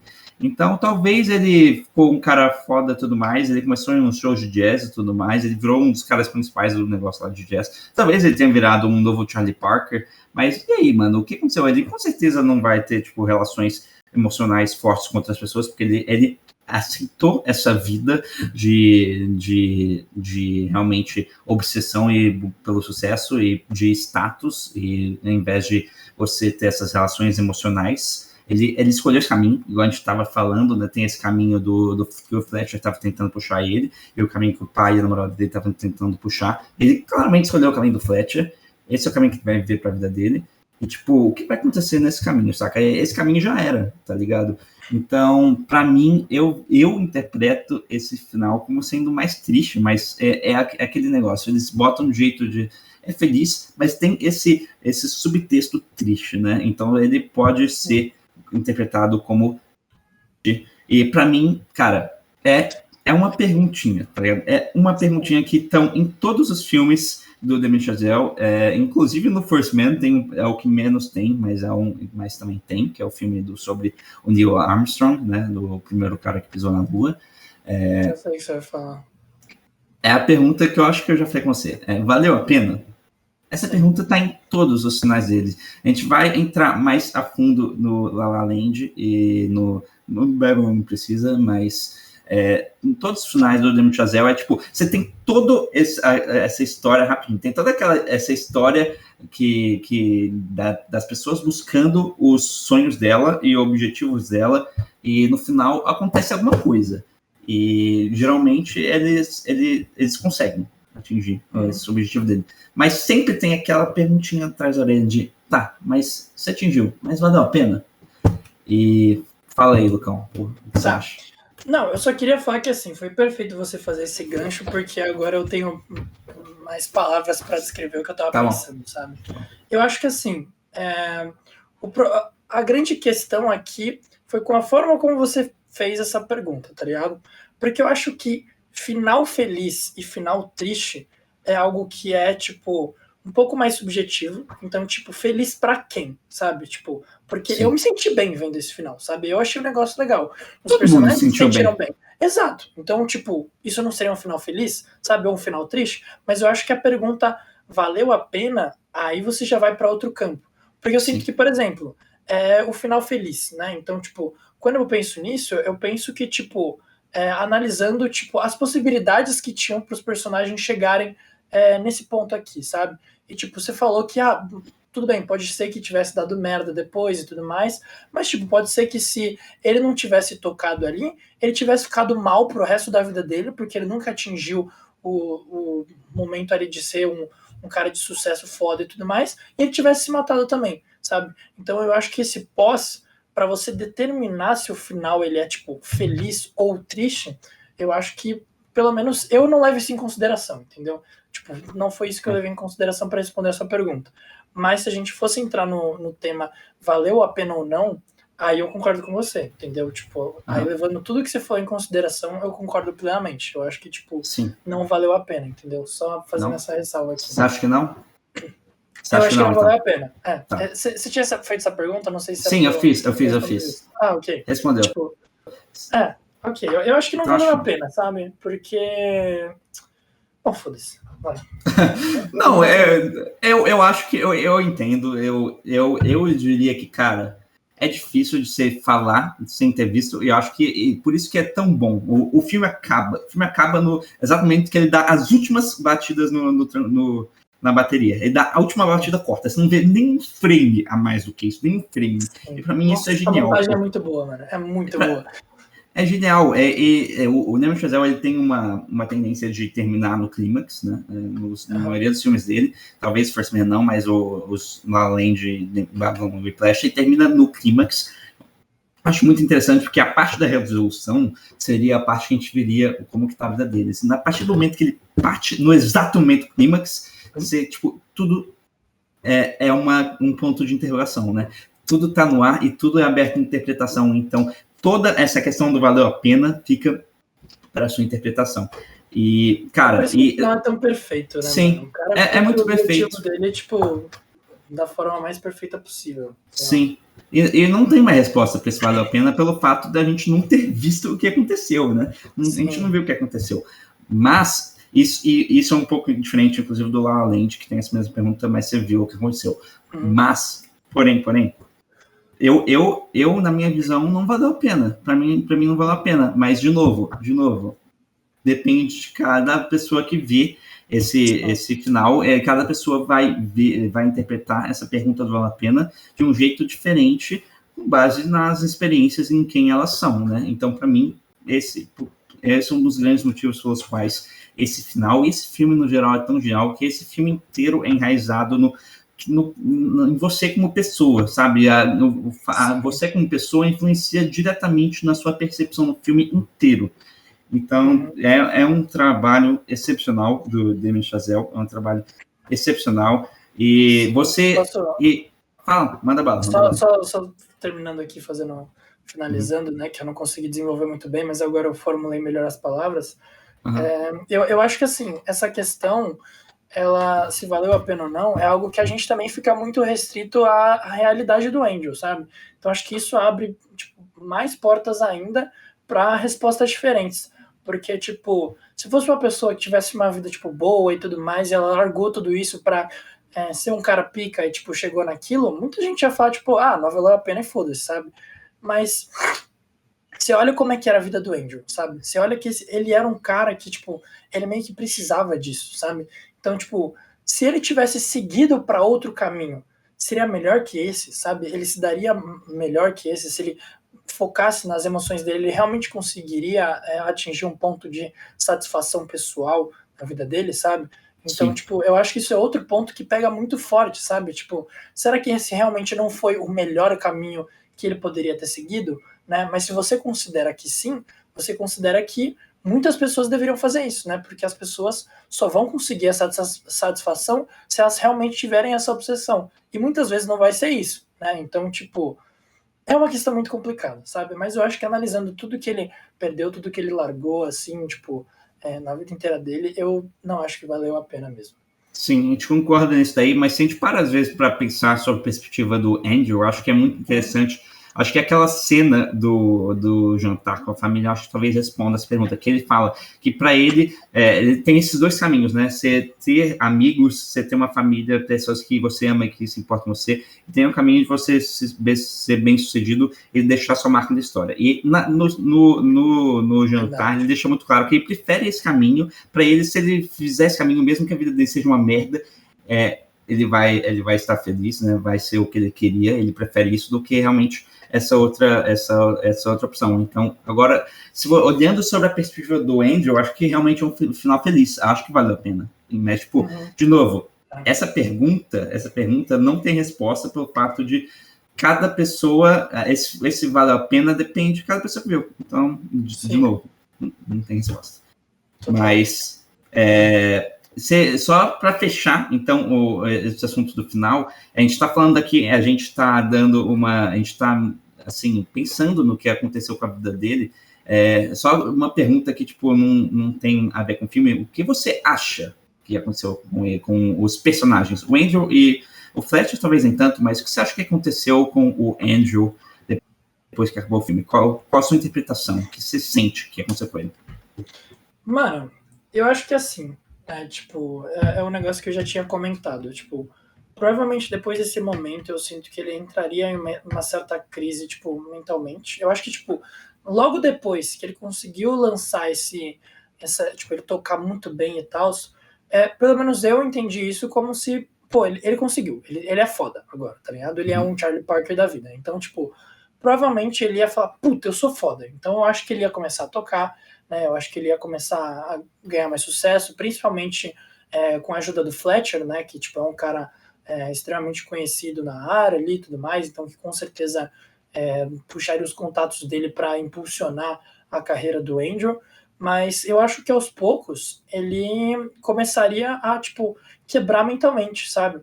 Porque ele já não tem a parte humana dele desenvolvida, sabe? Ele já não tem relações, tipo, com outras pessoas muito sólidas. Então, tipo, a única coisa que ele tinha antes que estava mantendo ele preso era a obsessão dele para ser o melhor, sabe? Para ser um cara bom, tipo, um cara bom de verdade, né? Pelo que eles acreditam. E agora que ele conseguiu isso, o que ele faz, sabe? Tipo, como é que ele continua essa trajetória dele? Tipo, como é que ele continua, como é que ele encontra outra coisa para ter uma outra obsessão, né? Porque eu sinto que ele precisa de uma obsessão. Sim. Então, eu acho que ele entraria nessa crise e, tipo, ele começaria a tocar e, tipo, eu acho que aconteceria algo muito parecido com Elvis, sabe? Tipo, muitas pessoas não devem ter visto esse filme, talvez, mas seria um momento que ele só começaria, tipo, a tocar, assim, e, tipo, meio sem rumo, sem pensar. Talvez no final ele cometesse suicídio, talvez não, mas eu sinto que, tipo, aos poucos ele só entraria num vazio cada vez maior, sabe? Que, tipo, meio que impediria ele de realmente aproveitar aquilo que ele conseguiu, sabe? Tipo, seria um negócio que ele chegou no fim, mas ele não consegue desfrutar do que ele estava buscando tanto, sabe? Sim, acho que seria por aí. Eu concordo, essa é a minha visão também, e eu acho que tem um negócio que você falou que é muito isso. Eu acho que o Andrew é uma das pessoas que a vida dele se baseia na busca, cara. Então, essa obsessão dele, ele consegue todas as forças dele para ver com base na busca para atingir o objetivo. E a partir do momento que você atingir o objetivo, cara, a sua vida meio que acabou. Então, eu vejo ele muito como, ele começa a chegar em uns lugares maiores e tudo mais por causa desse solo, mas, inevitavelmente, assim, não muito tempo depois, né? Pouco tempo depois, a vida dele ia acabar, seja por causa de realmente, igual a gente falou, overdose de drogas ou realmente suicídio. Eu acho que ele realmente ia morrer. E isso é algo que deixaram implícito no filme, igual a gente já comentou, porque eu acho que, de novo, o ex-aluno é um espelho dele, né? Um espelho dele, do que aconteceu na vida do Miles Teller, do Andrew, né? Então, na minha opinião, ele realmente não... A vida dele realmente acabou naquele ponto. Sim, e ele tá nos acréscimos depois, né? Ele tá só segurando lá o resultado. Então essa é a minha visão. Mas, então, uma última coisa, assim, sobre sobre o Whiplash, que eu queria comentar, é uma comparação com o La La Land, porque, cara, quando a gente pensa... eu sei que muitas pessoas aqui podem não ter visto La La Land, então a gente não vai entrar em spoiler de La La Land, pode ficar tranquilo, mas se bem que talvez a gente precise, hein? Enfim, sobre o final, sim, é um sim, pouco sim. difícil. Sim, a gente vai falar de spoiler, então, agora repensando. Então, caso você não queira receber spoiler de La La Land, pula aí. Você, se estiver no Tá um YouTube, minuto vai na ter os tela, tá bom? capítulos, tem um minuto na Se estiver tela. no Se você YouTube. estiver no Spotify e tudo mais, vai dar para você passar para a última, para a parte das curiosidades. Então, se não quiser receber spoiler de La La Land, estão avisados. Mas, para mim, é muito interessante, porque Whiplash foi, assim, o segundo filme, praticamente o primeiro filme da carreira do Damien Chazelle. E o La La Land foi um filme que ele fez logo depois, mas foi um filme que ele escreveu antes. Foi um filme que ele escreveu antes, inclusive. Ele fez o Whiplash para ele ganhar esse reconhecimento na indústria e conseguir fazer o La La Land, que é um filme que ele achava que ele precisava de ter que é um filme muito mais caro, que ele precisava de ter realmente uma presença na indústria para conseguir fazer o La La Land. E para mim, eu vejo o Whiplash e La La Land sendo assim, espelhos de um outro, no sentido que um filme é o contrário do outro, sabe? Um é uma reflexão do outro. Então, eu acho muito interessante quando você pega o filme inteiro, assim, não só o final, que assim, que esses dois têm finais muito marcantes, né? Eu vejo que os dois são espelhos no sentido de o La La Land, o Whiplash, começando pelo Whiplash, o Andrew, ele tá lá buscando pelos sonhos, ele mostra a obsessão dos sonhos e realmente como esses relacionamentos eles podem puxar você a não conseguir os sonhos e realmente mostrando ele focando no objetivo dele de atingir o sucesso. Enquanto o La La Land, cara, ele foca muito mais nessa visão mais positiva e, tipo, as pessoas os dois abraçam o relacionamento e no final os dois chegam à conclusão de, tipo, cara, você talvez tem que abrir mão de um ou outro, né? Talvez você tenha que abrir mão de um para atingir o outro, mas eu vejo os dois muito como espelhos, como uma visão, assim, um pouco mais, o cara quer buscar os sonhos e acaba deixando um pouco de lado as relações humanas, né? Não só amorosas, mas muito mais humanas, como teve o pai, a relação dele com o pai, e também, no caso do La La Land, a relação amorosa, como eles estão tentando, né? Eles estão tentando, mas não conseguem. Eles têm que, no final, se separar para conseguir atingir os sonhos. E, para mim, fica muito mais claro no final, sabe? Muito mais claro no final, como são espelhos de um outro, porque, para mim, o final do Whiplash é um final feliz, que tem um subtexto de triste, e o La La Land é um final triste, o subtexto de feliz, né? Então, isso é muito louco de pensar, porque na hora que você vê o La La Land, todo filme foi feito de um jeito para você se importar muito com esse relacionamento dos dois, e na hora que você vê, esse relacionamento não existe, mas ele conseguiu o sucesso, né? Então, essa busca pelo sucesso e relacionamentos humanos são os dois temas principais nos dois filmes. E no final do Whiplash, ele atinge o sucesso e os relacionamentos humanos, eles não foram atingidos. No final do Whiplash, ele também busca pelo sucesso e o relacionamento humano não foi atingido, mas eles botam de um jeito para se sentir que não foi um final feliz, foi um final triste. Foi um final triste porque você queria que eles ficassem juntos. Mas no final você pensa, valeu a pena? É a mesma pergunta. Valeu a pena? Então, talvez tenha valido a pena, porque eles atingiram o sucesso dele, mas então por que você acha no Whiplash que valeu a pena, mas no La La Land não? Bota fé? Então, para mim, é realmente muito interessante a gente comparar esses dois filmes, como essa busca do sucesso afastou os casais, o casal e as relações humanas no Whiplash, e essa busca pelo sucesso no La La Land uniu, né? Os dois se uniram pelo sucesso e no final foi mesmo, eles se separaram.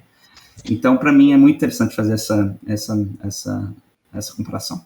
Sim, não, tipo, mano, você basicamente falou tudo que eu tava pensando, tá ligado? Então, nem tem muito que eu possa adicionar aqui e tal, mas assim, eu acho que, cara, nesse caso de La La Land é muito mais interessante, não, muito mais não, mas é muito interessante porque dessa vez eles desenvolvem esse relacionamento que, por exemplo, o Andrew deveria ter, sabe? Então a gente tem personagens que são opostos, personagens que, tipo, ao invés dele, tipo, a base da vida dele ser a busca pelo sucesso e tudo mais, a base da vida deles é esse relacionamento, sabe? Então a base de tudo é essa relação que eles estão com com o outro e tudo mais, mas da mesma forma que o Andrew, eles precisam do sucesso, sabe? Eles precisam disso, e no final do filme a gente vê que, tipo, eles não conseguem conciliar esse relacionamento sem isso, né? Então, isso é muito interessante porque a gente vê que, tipo, a gente se sente mal por isso, porque a gente consegue ver que eles têm um desenvolvimento, a gente consegue se importar junto com eles e tudo mais, mas, tipo, mesmo eles chegando nesse nível, eles ainda não conseguem, sabe? Então, tipo, são perspectivas diferentes que, tipo, os dois, eles de certa forma se complementam, né? E que, tipo, cara, eu acho que se você vê os dois, você vai ter, tipo, uma visão muito melhor sobre, tipo, a intenção do Damien Chazelle para todos esses filmes. Como realmente como um escritor, a intenção dele, qualquer tipo de mensagem que ele quer passar, né, nos filmes dele, que realmente são filmes que são extremos opostos, e não só em relação à mensagem do que ele quer passar, mas o filme como um todo, né? Como o filme todo ele é moldado. Então, igual a gente falou, eu gosto de falar, o Whiplash, cara, ele tá buscando pelo sucesso e realmente a busca pelo sucesso dele afasta ele das pessoas. E pelo outro lado, o La La Land ele une as pessoas, por mais que no final dê errado, ele une as pessoas. Então é muito interessante como é um espelho. O Whiplash, o final feliz com subtexto triste, e o final do La La Land, o final triste com subtexto feliz. Então, caso vocês não tenham pensado aí, vale a pena a reflexão, porque eu vejo que muitas pessoas não fazem essa relação desses filmes, por ser filmes muito diferentes, né, cara? Muito diferentes em relação à proposta. Um é um musical romance e outro é um thriller que é quase um filme de esporte, né? É um filme de música, mas é quase um filme de esporte. Ele pega uma estrutura de filme de esporte.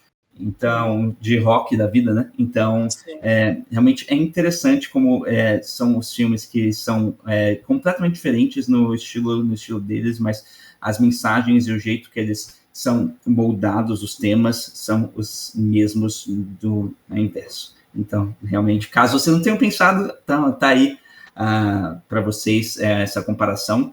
E para as curiosidades aí, então, queria falar algumas curiosidades, que esse filme tem umas curiosidades bem interessantes, inclusive uma que eu acho que você já sabe. Eu vou me colocar aqui na posição dos nossos telespectadores, porque eu também não sei o que você vai falar, não. Sim. Você tem uma que você já sabe, mas o resto você não sabe, eu acho. O filme do Whiplash, o Damien Chazelle ele não estava conseguindo o financiamento para o filme, né? Ele não estava conseguindo achar os investidores para fazer o filme, então ele fez um curta-metragem com o J.K. Simmons, inclusive, que é o ator do Fletcher, o Miles Teller, que é o ator do Andrew, não estava lá, era outro. Mas ele fez um filme com o J.K. Simmons só daquela cena, sabe? Aquela cena que é basicamente a introdução para o relacionamento dos dois. Que ele taca a cadeira no cara e fica, are you rushing or are you dragging? Tá ligado? É exatamente a mesma cena. Ele fez essa mesma cena com um budget muito, muito pequeno. Inclusive, esse curta dá pra ver no YouTube, inclusive, se vocês quiserem, pesquisa aí o Whiplash, curta-metragem, você consegue ver. Que eles basicamente pegaram a cena e só gravaram, né? E aí essa eu acho que é a única coisa que eu sabia das suas coisas. Você sabia? Eu sabia disso. Não, é outra coisa que você sabe. Ok, mas isso eu sabia, inclusive, só uma curiosidade das curiosidades. Eu tava pensando em comentar sobre isso quando eu tava falando primeiras impressões, tá ligado? Eu ia mencionar esse curta, mas eu falei, provavelmente o Topper vai falar no final, então vou deixar ele falar. Boa. Tá ligado? Boa, isso, muito obrigado. Mas enfim, ele fez esse curta que, cara, se você viu o longa, talvez você não goste, né? Porque você já viu, né? O longa já viu essa cena de um jeito melhor, um jeito mais bem feito. Mas, cara, ele mandou esse curta, o Damien Chazelle, ele mandou esse curta pro festival de Sundance, né? Que é um dos festivais mais famosos, assim, dos Estados Unidos. Ele mandou e ele ganhou o grande prêmio do júri dos curtas-metragens, com esse curta, e isso fez ele ganhar o financiamento para fazer o filme. E para mim isso é muito louco, como ele simplesmente, você vê que o filme é muito bom quando ele tira uma cena do filme e simplesmente faz essa cena de um jeito assim, com um budget muito menor, de um jeito super caseirão, né? Eu acho que, claro, que a presença do J.K. Simmons teve um diferencial ali, né? Mas ele fez de um jeito super caseirão e ganhou um dos prêmios mais fodas, assim, desses festivais. E depois disso, ele conseguiu financiamento, né? Então, muito interessante. Agora, falando mais sobre como foi a gravação desse filme, cara, esse filme foi gravado em 19 dias, cara. O filme inteiro foi gravado em 19 dias só. 19 dias. E, cara, provavelmente é por causa das poucas locações e tudo mais. É um filme que passa grande parte no Studio Band lá, ou uma competição e tudo mais, ou tipo na casa de alguém. Então, são realmente localizações muito enxutas, né? E grande parte também em estúdio. Você pode formar em locações internas. E isso fez com que tenha sido gravado em 19 dias o filme, e com um budget, né, muito pequeno, por mais que tenha ganhado o negócio lá do Sundance, teve um budget pequeno de 3 milhões de dólares, que não sei se você sabe. 3 milhões? Sim, 3 milhões de dólares, 3 milhões e 300, cara, que não sei se vocês sabem, para um filme que ganhou Oscar, sabe, 3 milhões é um negócio surreal, é muito pequeno. E ele fez perto dos filmes que são. E se você, exato, se comparar a qualidade desse filme para o custo dele, é um negócio surreal. E isso mostra, cara, se você tem uma história e que vai a fundo, saca, tenta fazer essa história de um jeito que não gasta tanto dinheiro, porque tudo é possível, saca? Tudo é possível. Eu sei que 3 milhões não é um troco de padaria, mas comparado aos filmes aí, é realmente um filme muito barato. Então siga seus sonhos aí, que nem o nosso querido Damien Chazelle seguiu. E ele arrecadou, esse filme, 49 milhões de dólares globalmente. Caramba, então, pô, o lucro veio, né? Pelo menos isso. Nossa. Por outro lado, o Babylon mandou muito mal na bilheteria. Esse filme, cara, mandou muito bem. E agora, falando mais sobre outra curiosidade, esse é um negócio que, inclusive, eu percebi, não sei se percebeu, o Fletcher, em questão do wardrobe dele, né, das roupas que ele usa, ele, em grande parte do filme, usa só roupa preta, sem nada, só preto. Eu acho muito interessante como ele usa isso em todas as cenas que ele está realmente interpretando esse personagem, né? Ele está interpretando esse personagem para realmente impulsionar o Angel. Essa cor preta tem o simbolismo da cor preta ser muito mais algo de negatividade, de uma pessoa muito mais fechada e tudo mais. E a única vez que ele usa uma camisa diferente, que é o extremo oposto, uma camisa praticamente branca, é na cena que ele expõe a humanidade dele pro Angel, que é a cena que depois do show dele do jazz, que ele realmente tem uma conversa que ele expõe a humanidade dele. Então, eu acho muito interessante como essa cor, esse simbolismo de cor, o papel que ela tem no filme. Então, até nos eu acho que, tipo, eu acho que não só porque ele expôs, né, mas eu acho que é porque ele estava em um momento ali, né, que ele não estava tocando para exercer esse papel, né, esse método de ensino e tudo mais. Então, ele estava fora do personagem. Exato, ele estava fora. E eu sinto que ele se colocou de novo no personagem quando ele foi conversar com o Andrew, sabe? Eu acho que tem um pouquinho disso. Mas, realmente, tipo, é um negócio que eu não tinha pensado. Muito interessante. Sim, né? Ele está expondo a humanidade dele, né? E agora vamos mais rápido aqui, tem algumas curiosidades aqui. Essa curiosidade que eu falei que você sabia, já né? lembrei o que é, já sei o que é. E o Damien Chazelle, na última cena do filme, na grande cena do filme, ele simplesmente quebrou o eixo. E não sei se vocês não sabem, basicamente, o eixo é uma noção no filme que você tem duas pessoas que estão falando ou se olhando, você traça uma linha horizontal entre elas, e você não pode passar dessa linha horizontal, porque se passar dessa linha horizontal, os olhares de um para o outro vão meio que quebrar, né? Eles vão quebrar, e você não vai conseguir ter, tipo, essa noção de para onde essa pessoa está olhando, né? Então, basicamente, ele quebrou essa linha, e quando ele quebrou essa linha, basicamente quebrou a cena inteira, né? Quebrou a cena inteira, e não tinha opção dele regravar essa cena, né? Isso ele só percebeu isso em pós-produção, né? Pós-produção. Então, agora você, Lucão, que entende mais de edição, explica aí como que ele resolveu esse problema aí. Manda aí. Mano, ele teve que fazer um negócio muito complexo na edição, sabe? Tipo, é um processo que ele é bem demorado e tudo mais, você tem que ser um editor já muito experiente, mas ele basicamente pegou e inverteu a imagem. Ele rotacionou horizontalmente e ele resolveu o problema da quebra de eixo. Cara, tipo, mas eu acho bizarro. Tipo, pensar que o cara fudido fez um filme de Oscar, assim, tudo mais, e o cara, tipo, até ele quebrou o eixo, sabe? Sim, tipo, exato. De novo. Se o Damien Chazelle quebrou o eixo, você não precisa ficar com essa insegurança de que você vai cometer erros e tudo mais, que todo mundo comete erros, até o Damien Chazelle. E acho muito incrível como um problema tão grande que pode acabar com o filme inteiro. Ele não ia conseguir lançar esse filme e provavelmente a carreira dele ia estar destruída, porque a imagem dele ia estar destruída. Imagina. Mas foi uma cena muito grande ou foi só um take? Não, a cena inteira. Ah, foi a cena inteira, entendi. A cena inteira. Mano, aí é foda mesmo. E é pro lixo o filme, E, cara, só um negocinho simples pra caramba, o cara solucionou tudo. Então, se você ver o filme, inclusive, dá pra perceber algumas horas, inclusive, que a imagem tá invertida. Então, vale a pena aí, caso vocês revejam esse filme, dá uma prestagem de atenção, que vocês vão ver que tem algumas cenas ali no final que estão invertidas. E agora, a última. Não é a última, mas enfim.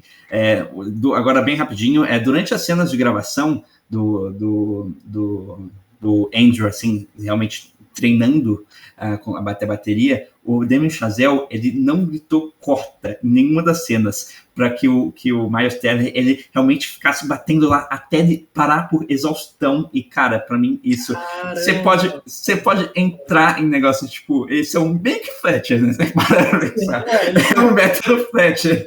Ele foi com o Fletcher aí, você pode entrar, tipo, se você concorda ou não, mas, cara, isso é genial em questão a atingir os objetivos dele, como ele conseguiu passar essa naturalidade. Cara, Cara...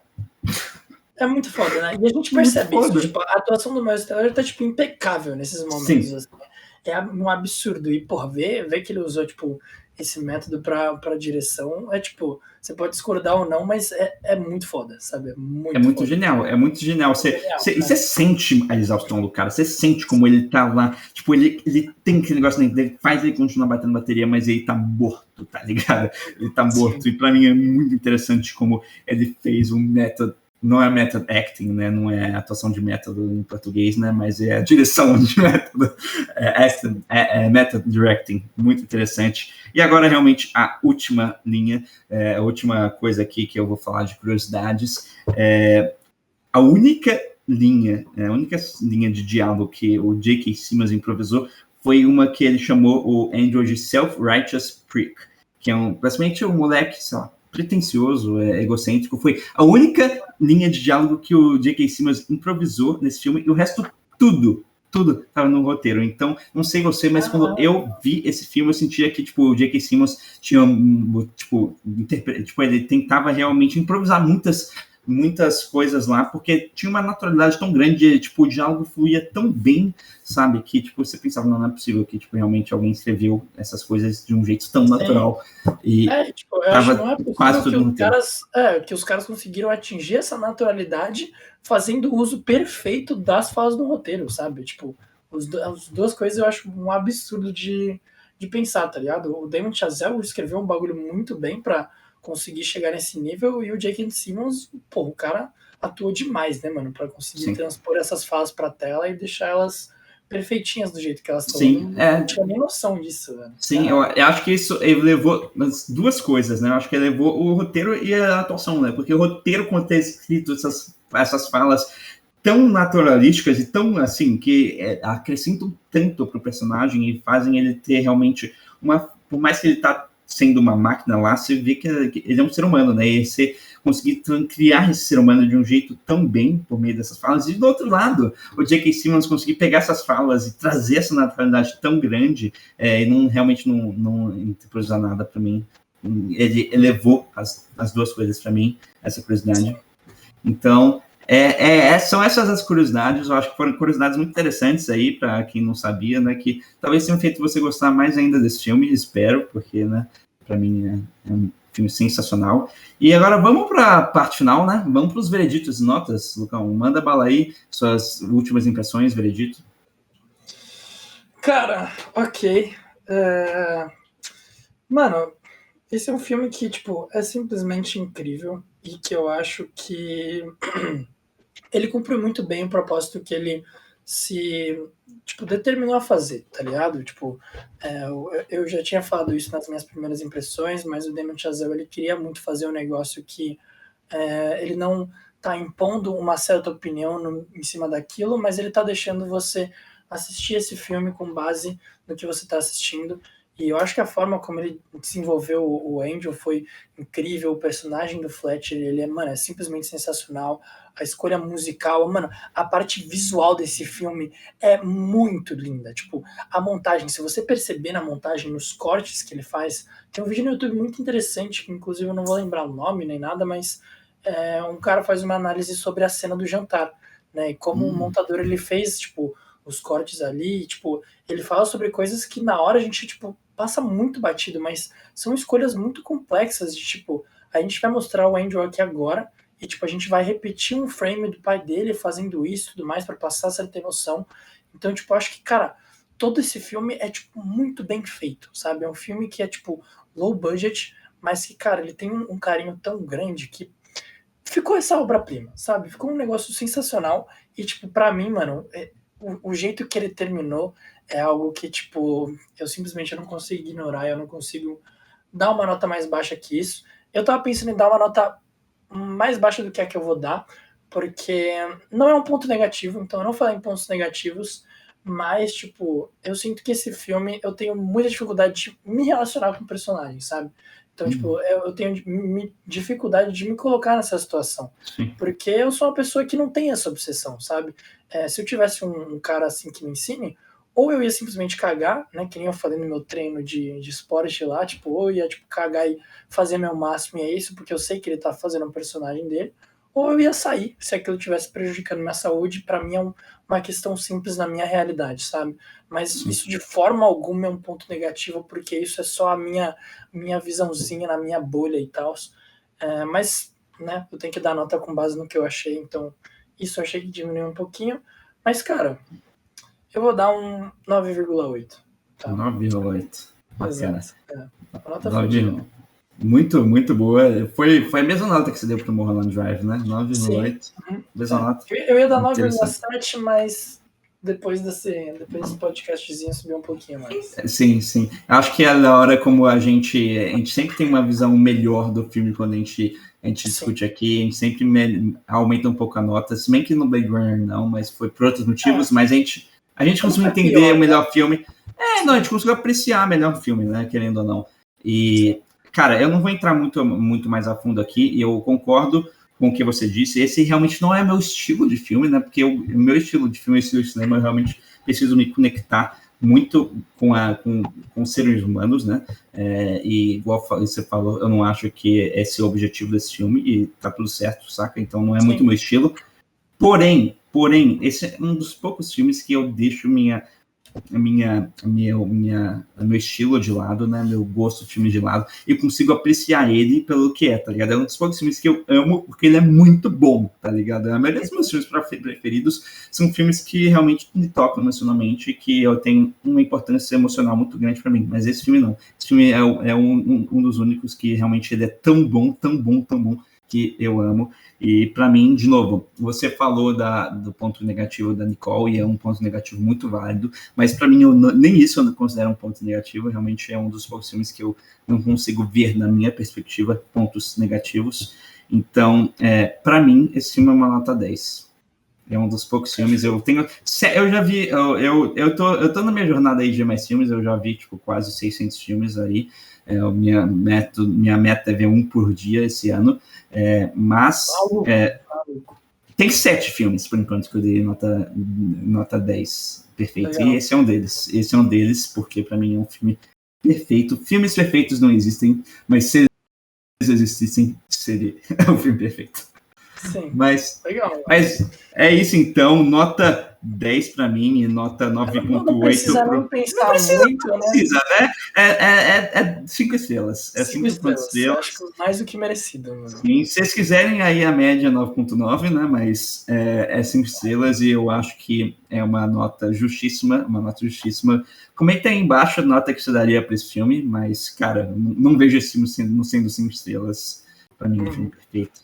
E é isso. Você tem mais alguma coisa que você quer acrescentar, Lucão? Cara, eu só queria acrescentar que venham semana que vem, tá? A gente tá lançando isso aqui, então, toda sexta-feira, tá bom? Então, Sim. Toda sexta-feira a gente vai lançar um episódio.